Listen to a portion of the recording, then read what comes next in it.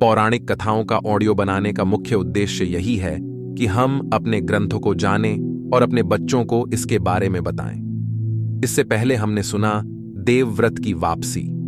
आज हम सुनेंगे भीष्म की भीषण प्रतिज्ञा। देवव्रत जैसा वीर और साहसी पुत्र पाकर राजा शांतनु बहुत प्रसन्न थे, परंतु वे गंगा को भुला नहीं पा रहे थे। इसीलिए वे अक्सर शिकार पर निकल जाते थे।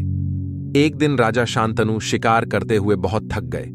वे कुछ देर आराम करना चाहते थे, इसलिए गंगा तट पर पहुंचकर उन्होंने अपने साथ आए सैनिकों को घोड़ों के साथ हस्तिनापुर लौट जाने को कहा और वे खुद अपने महामंत्री के साथ वहां पर रुक गए।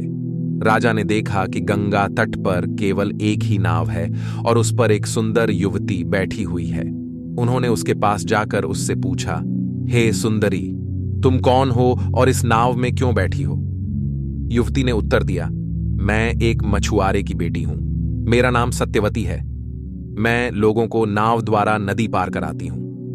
राजा सत्यवती के मोहपाश में पूरी तरह बंध चुके थे, अतः उन्होंने सत्यवती के सम्मुख विवाह का प्रस्ताव रखा।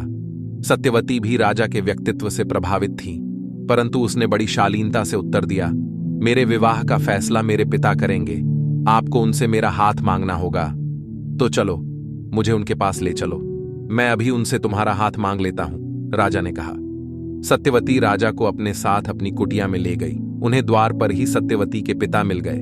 मछुआरा राजा को तुरंत पहचान गया। वह बोला, राजन, आपने मेरी कुटिया में आने का कष्ट क्यों किया?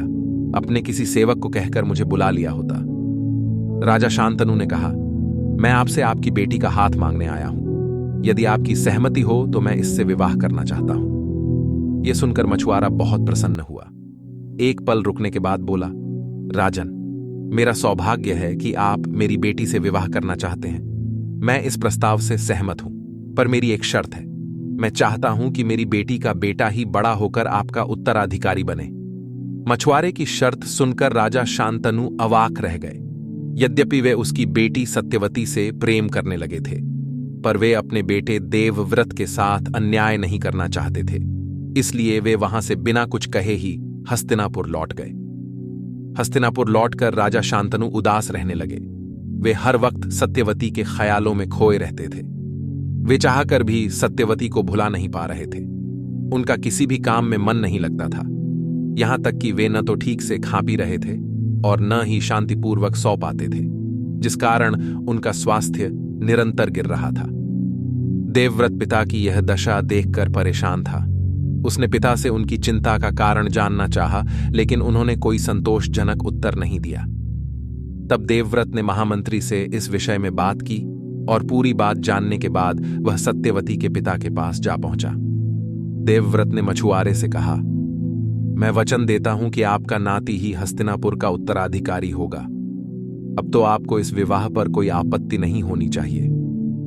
मछुआरा बोला, राजकुमार, मुझे आपकी बात पर पूरा विश्वास है कि आप हस्तिनापुर का उत्तराधिकारी बनने का दावा नहीं करेंगे, पर भविष्य में यदि आपके पुत्रों ने राज सिंहासन पर अपना दावा किया तब क्या होगा? उस समय मेरी बेटी और उसके पुत्र की दशा शोचनीय हो जाएगी। देवव्रत ने बड़ी गहराई से सोचा और वे समझ गए कि मछुआरा क्या चाहता है। उन्होंने कहा, मैं चारों दिशाओं को साक्षी मानकर सौगंध खाता हूं कि मैं कभी भी विवाह नहीं करूंगा तथा आजीवन ब्रह्मचर्य का पालन करूंगा। देवव्रत की प्रतिज्ञा सुनने के बाद सत्यवती के पिता के पास कहने को कुछ नहीं रहा, इसलिए वह सत्यवती और राजा शांतनु के विवाह के लिए सहर्ष तैयार हो गया। फिर देवव्रत मछुआरे की आज्ञा से सत्यवती को अपने साथ महल ले आया। महल पहुंचकर वह राजा शांतनु से बोला, पिताश्री, देखिए मैं किन्हें लेकर आया हूं। अब आप प्रसन्नतापूर्वक इनसे विवाह कर लें। राजा शांतनु सत्यवती को देखकर खुश हो गए, लेकिन जब उनको सच्चाई पता लगी तो अपने प्रतिपुत्र का प्रेम देखकर उनकी आंखों से आंसू छलक आए। वे बोले, देवव्रत, मुझे तुम पर गर्व है। तुमने जो किया वह किसी पुत्र ने अपने पिता के लिए नहीं किया होगा और न करेगा। मैं तुम्हें इच्छा मृत्यु का आशीर्वाद देता हूं। तुमने भीषण प्रतिज्ञा की है, इसलिए आज से तुम भीष्म के नाम से जाने जाओगे। तब से देवव्रत का नाम भीष्म पड़ गया। अब हम अगले पार्ट में सुनेंगे हस्तिनापुर के उत्तराधिकारी।